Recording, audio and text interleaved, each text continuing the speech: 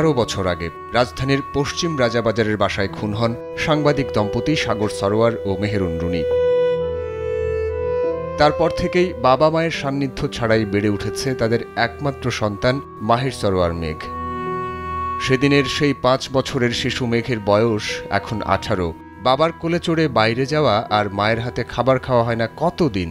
একদিকে কষ্ট বাড়ে, অন্যদিকে স্মৃতিগুলো ফিকে হয়ে মিশে যায় রংহীন জীবনে। রেডি করে দিত স্কুলে যাওয়ার জন্য, ঘুম পাড়ে দিত, পড়াইতো, পড়ার সময় মাইর দিত না পারলে, এটা একটু মনে করে কানতাম আমি। আবার সুন্দর মতো করে আবার ডিম দিয়ে ভাত খাওয়া দিত, মনে আছে। বাবার অফিসে যেতাম, ওখানে গিয়ে ওইটা বেশি মনে ছিল। হাজার ডাকেও সাড়া দেন না মা।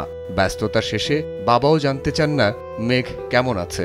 তবে মেঘের ভীষণ জানতে ইচ্ছে করে কেমন আছে তার মা বাবা।